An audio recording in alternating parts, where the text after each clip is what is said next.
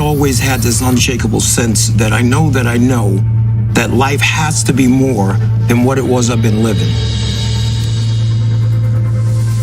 I caught my very first felony conviction at 16 years old, and that type of behavior had led me into more and more arrests, getting in trouble until the age of 37 years old. I was arrested for a string of bank robberies. And based off of my criminal history, there is a potential that a federal judge can sentence me up to 23 years in a maximum security United States federal penitentiary. And in that moment, I played a let's make a deal with God. And I asked God to climb into the robe of that judge. Whether it's 10 years or 50 years, I'm going to invest the rest of my life serving you. And I stood before that federal judge. Judge Mahan took his glasses off, leaned back and said, I don't know why I'm going to do this. But he said, I'm not going to give you what you deserve. Then he gave me a lesser sentence. And as I laid on that stainless steel cell, shackled by my hands and my feet, I heard God utter into my spirit, my son, I honored what you asked me to do. He said, never forget the promise that you made to me. And ever since that day, I got up off that floor and my life went in a 180-degree turn in the other direction. When Jon got that sentence, I just shook my head. I said, wow, Jon, you are destined for bigger things than prison. My name is Richard Beasley. I was an FBI special agent for about 25 and a half years. It was something about his demeanor when he walked into that room. I had this feeling like everything's gonna be okay. Then when he got out, he gave me a call and says, hey, Rich, let's have lunch. So I met him at the McDonald's, and he's got a Bible with him. I've seen that before where guys have used a Bible as a prop. It took me about 30 seconds to understand that this was not a prop with Jon. He was a changed guy from the man that I arrested, several years before.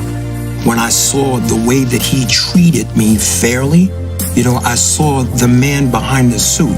I started thinking, man, if that worked for me with this law enforcement officer, how can I multiply that and get more law enforcement officers involved so that we can impact this on a larger scale?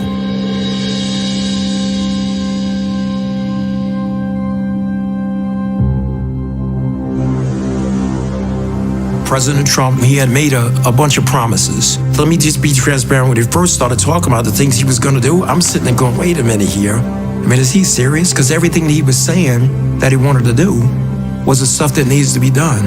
And before he walked out that meeting that day, I promised I'll make it out there to come speak at one of your graduations. I heard that they were phenomenal.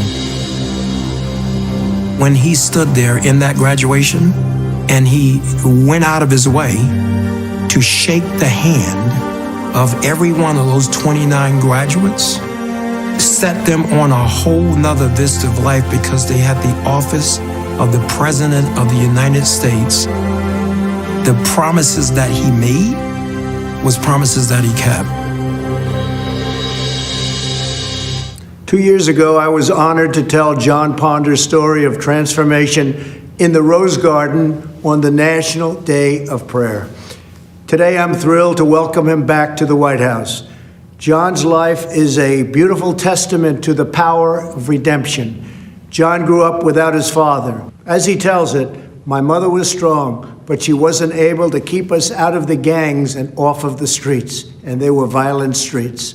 At the age of 38, he was arrested for bank robbery. While Jon was in prison, he began reading the Bible and listening to Christian radio.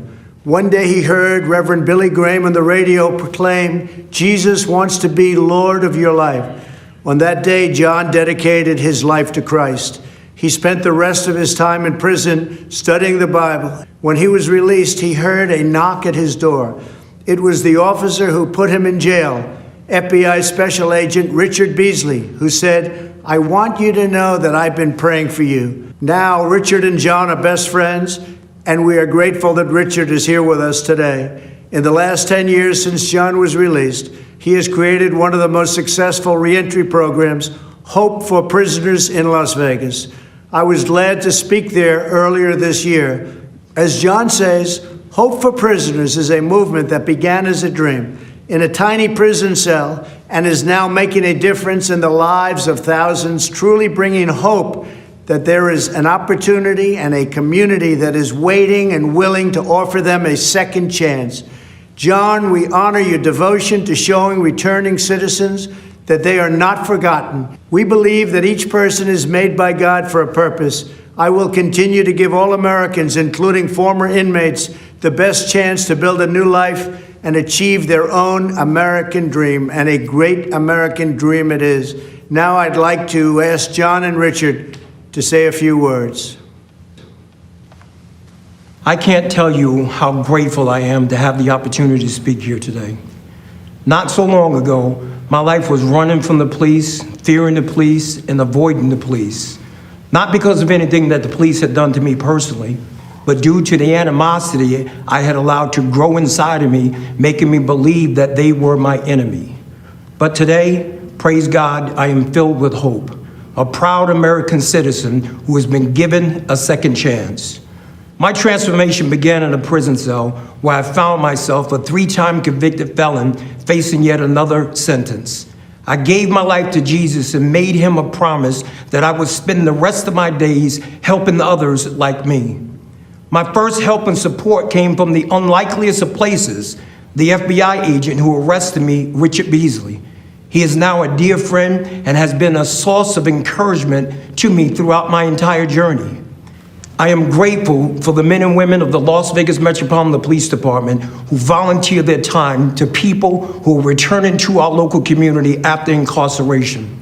These are the real-life heroes who put their lives on the line every day, armed with the promise that they made to protect and to serve, have made a tremendous impact in the lives of men and women reintegrating back into our society. My hope for America is that formerly incarcerated people will be afforded the opportunity to take advantage of the fact that we live in a nation of second chances. My hope for America is that law enforcement and people in the communities across our country can come together and realize that as Americans, we have more in common than we have differences. My hope for our great nation is to continue on this path we are on of being the most prosperous country in the world. I'm so proud of Jon with his life's turnaround and for all the lives that he's helped to change. It may be hard to believe that as a retired FBI agent, one of my best friends is a person I arrested for bank robbery. When I met Jon 15 years ago, he was angry, scared, frustrated, and anxious about his future. On the drive to prison, I stopped at a convenience store and bought Jon a coffee and a donut. After he was sentenced, Jon sent me a necktie and a note thanking me for treating him like a gentleman. 5 years later, when he got out of prison, Jon called me and wanted to meet for lunch. He was a different man. He talked about starting a reentry program for men and women coming out of prison. Over time, Jon earned the trust and respect of the law enforcement community, many of whom volunteer in Jon's Hope for Prisoners program. I'm grateful for President Trump's commitment to criminal justice reform.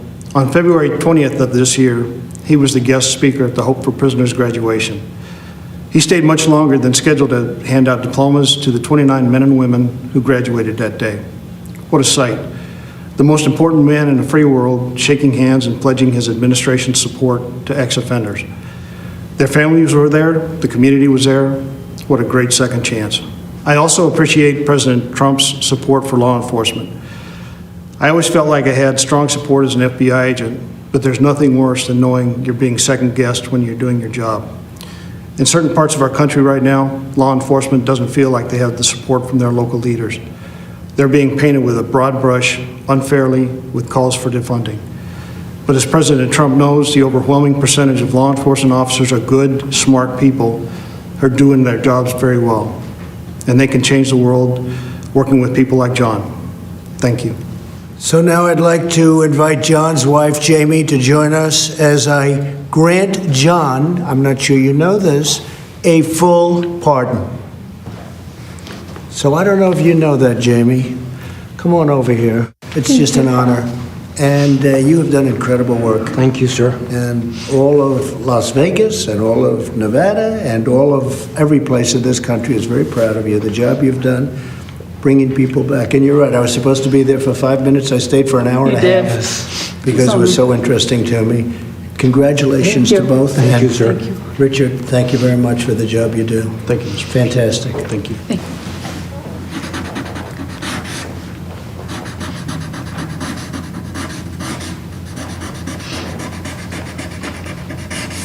Okay. I think I'll give it to Jamie. What do you think?